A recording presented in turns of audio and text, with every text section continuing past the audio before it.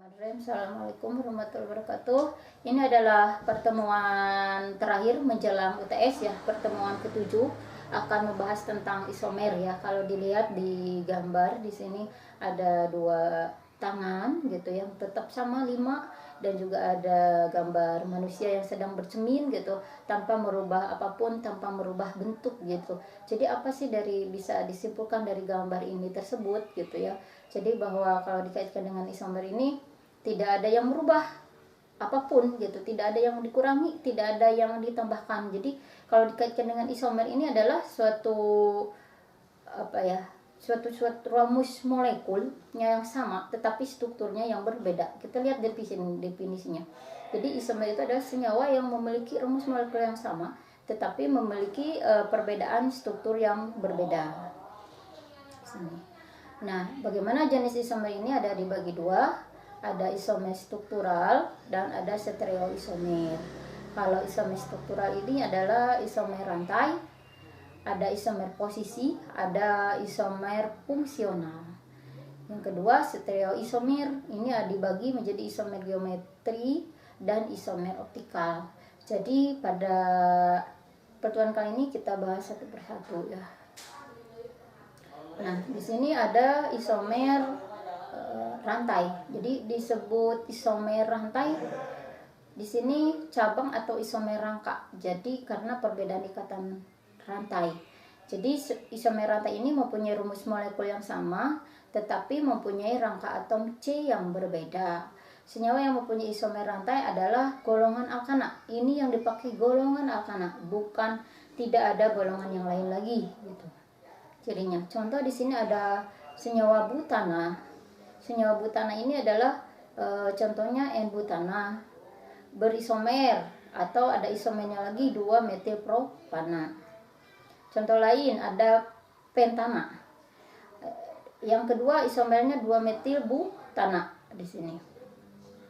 Kemudian ini ada satu lagi bisa 2,2 dimetilpropana. Nah, yang kedua ini adalah isomer posisi ya. Kalau isomer posisi ini senyawa yang punya rumus molekul yang sama, gugus fungsinya juga sama, hanya posisinya aja. Jadi letaknya saja yang berbeda. Misal di sini 1-klorobutana. Jadi ini kalau dibandingkan Cl-nya yang posisi Cl-nya yang berbeda, yaitu 1-klorobutana dan 2-klorobutana. Contoh lagi ada 1-pentena dan 2-pentena. Ada 1-butena dan 2-butena. Ini yang disebut dengan isomer posisi ya. Jadi kalau ikatan rangkapnya yang berbeda posisinya. Nah, ada lagi di sini. Rumusnya adalah untuk gugus OH ya. Ada 1 propanol dan ada 2 propanol. Nah, ini ada gugus keton. Nah, ini tanpa mengurangi dan menambahkan rumusnya tetap sama. Yang berbeda adalah letak gugusnya. 2 pentanon, 3 pentanon seperti itu. Nah, ini untuk benzen, 1, diklorobenzen, 1,3 diklorobenzen dan 1,4 diklorobenzen. Ya. Jadi tidak merubah struktur senyawa aromatiknya. Nah, yang ketiga ini ya, ada isomer fungsional. Kalau isomer fungsional ini rumus molekulnya yang sama, tetapi fungsinya yang berbeda. Ada perbedaan sifat kimianya dan juga perbedaan sifat fisiknya. Nah, ini contohnya ada alkohol berisomer dengan eter, ada aldehid dengan keton, ada asam dengan ester ya. Kita lihat contohnya. Di sini bahwa dalam isomer fungsional ini adalah senyawa yang mempunyai rumus molekul sama, tetapi gugus fungsinya yang berbeda ya. Jadi contohnya isomer fungsional, misalnya golongan alkohol berisomer dengan eter, aldehid berisomer dengan keton, dan asam berisomer dengan ester. Contohnya adalah di sini ada senyawa C3H8O. Jadi ini bisa senyawa alkohol dan yang keduanya etil metil ester. Ya. Yang kedua ini C4H8O. Jadi ini ada aldehid, butana, yang keduanya adalah 2-butanon. Asam ini akan berisomer dengan ester ya. Contoh di sini ada asam propanoat dengan metil etanoat, yaitu adalah jenis-jenis untuk isomer. Jadi yang pertama itu adalah isomer rantai. Jadi isomer rantai itu rumus molekulnya yang sama, strukturnya yang berbeda. Ini berlaku pada golongan alkana. Yang kedua adalah isomer posisi, artinya rumus molekulnya sama tapi letaknya yang berbeda gitu ya, atau posisinya yang berbeda. Misalnya pada golongan alkena, alkil halida, kemudian pada posisi benzen gitu ya, benzennya tetap, tapi apakah nanti alkil halidanya itu posisinya di mana. Yang ketiga itu adalah fungsional, artinya kalau fungsional itu strukturnya sama, fungsinya yang berbeda. Contohnya itu adalah alkohol dengan eter, aldehid dan keton, asam karboksilat dan ester. Itu untuk jenis-jenis isomer. Yang kedua adalah stereoisomer, di mana rumus molekulnya sama tetapi satu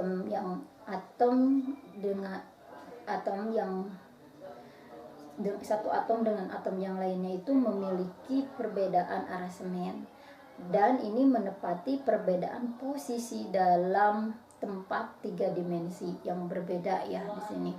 Jenisnya ada isomer geometri dan isomer optikal. Nah, ini adalah untuk isomer geometri, berlaku untuk senyawa yang mempunyai rumus molekul sama, gugus fungsinya sama, posisi gugus fungsinya sama, tetapi struktur geometrinya yang berbeda. Contoh di sini adalah cis 1,2 dikloroetan. Yang satunya cis, yang keduanya trans ya. Jadi ciri cis dan trans ini, kalau cis ini berhadapan, kalau trans ini berseberangan. Nah, seperti itu. Nah, itu untuk persyaratan isomer, Ibu rasa bisa dibaca ya materinya di sini. Nah, akan masuk ke tata nama E dan Z di sini. Nah, ini adalah kalau tata nama Z ya, awalnya ini dari kata Jerman engegen, berseberangan, dan Z-nya berasal dari jasmen, itu artinya bersama-sama. Jadi sistem E dan Z ini didasarkan pada suatu pemberian prioritas. Jadi keywordnya dari prioritas yang dilihat kepada atom atau gugus yang terikat pada masing-masing atom karbon ikatan rangkap ya di sini. Jika atom atau gugus berprioritas tinggi berada pada sisi yang berlawanan dari ikatan pi itu adalah ikatan rangkap, maka isomernya itu adalah E. Jika prioritasnya tinggi berada dalam satu sisi, maka isomernya Z. Atom dengan bobot atom lebih tinggi memperoleh prioritas yang lebih tinggi. Misalnya di sini ada naiknya prioritas E, ini lebih besar dari Cl, lebih besar dari Br, dan lebih besar daripada I. Nah, naiknya prioritas di sini ada dua contoh. Yang satu adalah I-nya berprioritas lebih tinggi daripada Br, dan Cl-nya berprioritas lebih tinggi daripada F. Ya, jadi ini berhadapan ya, karena I lebih tinggi dibanding Br. Jadi namanya Z 1 bromo 2 kloro 2 fluoro 1 iodo etana.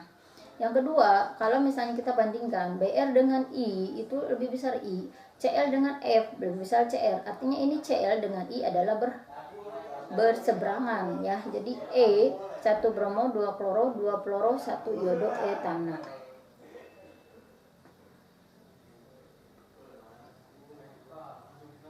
Nah, ini ada contoh bagaimana isomer geometri pada senyawa siklik ya. Seperti ini senyawa siklik. Yang satu berada pada di atas bidang, gugus yang terikat pada gugus vertikal. Yang satunya lagi OH-nya sama, gugus terikat pada ujung bawah garis vertikal di sini. Nah, ini adalah contohnya. Ini kalau bila dua gugus berada dalam satu sisi yang berlawanan dari cincin disebut trans. Bila dua gugus yang berada dalam satu sisi disebut dengan cis ya. Jadi ini adalah OH di bawah, kalau CH3-nya di atas berarti trans, posisinya 2-metil sikloheksanal. Kalau misalnya ini OH-nya di bawah, CH3-nya sama di bawah, ini namanya cis 2-metil 1 sikloheksanol. Nah, ini adalah yang kedua, isomer optik ya. Jadi isomer optik ini senyawa yang mempunyai isomer optik, jadi memiliki atom C asimetris. Artinya memiliki atom C simetris atau yang disebut dengan C chiral, ini mengikat 4 gugus yang berbeda. Misalnya di sini C mengikat D, C mengikat C, C mengikat B, dan C mengikat A. Contoh isomer optik senyawa 2-butanol, berarti OH-nya mengikat 4 atom C yang berbeda, CH2, CH3, C. OH-nya CH2, CH3, CH2, CH3 di sini ya.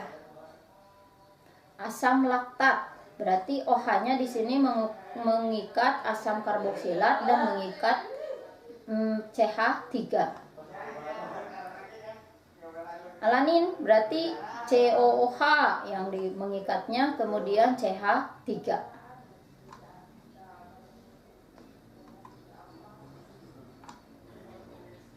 Nah, ini bisa nanti diklasifikasikan ya, ini chiral atau achiral di sini. Ini ada contoh pusat chiral. Chiral itu kan C-nya itu mengikat 4 gugus yang berbeda ya, ini pusat chiral. Nah, di sini ada pusat chiralnya ya, contoh di sini. Jadi pusat chiral itu disebut dengan enantiomer ya. Jadi pusat chiral nih, C, ini C juga chiral. Bagaimana konformasi senyawa rantai terbuka? Jadi ini ada gugus yang terikat pada ikatan sima dapat berotasi mengelilingi ikatan. Di sini adalah konformasi senyawa rantai terbuka menggunakan proyeksi Newman.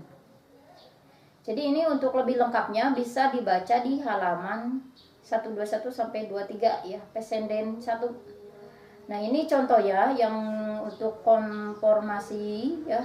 Jadi untuk rantai terbuka contohnya ini adalah pada etana ya. Jadi contoh seperti ini, rumus Newman itu ada rumus dimensionalnya seperti ini, rumus bolak dan pasak, dan ini adalah proses Newman-nya. Jadi kalau secara diturunkan, ini adalah ikatan dari karbon depan seperti ini.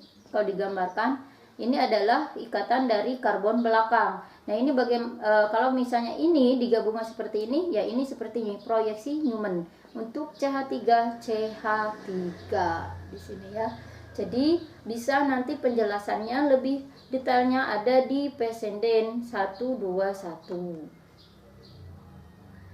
Yang kedua ini adalah proyeksi Fischer. Kalau proyeksi Fischer ini, jadi yang mengenalkan yang pertama ini ahli kimia Jerman Emil Fischer mengemukakan rumus proyeksi untuk menunjukkan penata ulang dari gugus dari sekitar atom chiral. Jadi ini keywordnya itu vertikal, artinya menjauhi pembaca, horizontal mendekati pembaca. Proyeksi Fischer bisa berotasi dan dimanipulasi. Ini 90 derajat tidak bisa ya, tidak menghasilkan, karena ini akan kembali lagi ke enantiomer awal, jadi ke C chiral awal. Kalau rotasi 180 ini akan menghasilkan konfigurasi identik ya. Jadi kita lihat di sini. Nah, seperti ini untuk proyeksi. Contoh sederhananya ada proyeksi Fischer ini 2,3 dihidroksipropanal atau yang disebut dengan gliserida. Ya, ini kalau dilihat ini proyeksi Newman ya. Terus atau ini bisa dituliskan seperti ini. Bagaimana Fischernya? Tinggal seperti ini dirubah ya. Dan ini sama juga untuk eritrosa. Nah, ini ada di Pesenden 138 untuk lebih detailnya ya. Jadi cirinya bahwa gugus karbonil itu selalu ada berprioritas yang tinggi, artinya selalu disimpan di atas atau di ujung. Ini karbonil ya, ini karbon, ini karbon seperti ini. Nah, ini tadi yang syaratnya bahwa di dalam proyeksi Fisher, kalau ini kan ada garis potong horizontal dan vertikal. Jadi ini adalah horizontal, artinya ke arah pembaca. Kalau misalnya ini vertikal, menjauhi pembaca seperti ini. Jadi ini sepasang enasioner yang mudah dikenali bila digunakan proyeksi Fisher. Misalnya ini ada berapa? Ada 3 karbon ya, 2, 3, 4. Nah, jadi ini enasiomer menunjukkan semua gugus pada karbon kiral gitu ya, yang dipindah posisikan. Ini proyeksi Fisher-nya, OH-nya ini di sebelah kanan. Ini kan diputar ke 180, jadi OH-nya di sebelah kiri ini ya, sebelah. Nah, ini ada di halaman 139 untuk lebih detailnya. Nah, ini tadi dibilang bahwa dalam proyeksi Fisher itu tidak bisa diputar 90, tetapi bisanya 180 derajat Celcius. Ya, seperti ini. Ya, maksudnya 180 derajat ya. Jadi ini ada OH-nya ya yang berubah dari sebelah kanan menjadi ke sebelah kiri. CH2 OH-nya jadi berpindah ke atas, CHO-nya berpindah ke bawah. Kenapa 90 derajat tidak bisa? Karena ini akan kembali ke enasioner awal, ya, tidak bisa. Nah, ini untuk penetapan konfigurasi sistem R dan S. Di sini jadi urutan keempat gugus di sekitar atom, ya. Jadi kalau R-nya itu rectus, itu akan searah dengan jarum jam seperti ini. Kalau misalnya S itu sinister ke kiri. Nah, ini bagaimana cara menentukan rectus dan sinister?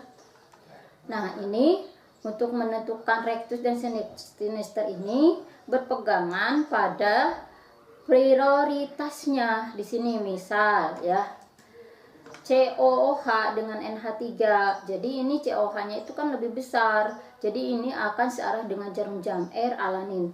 Sama halnya dengan BR dan CL. BR ini prioritasnya lebih besar dibanding dengan CL ya.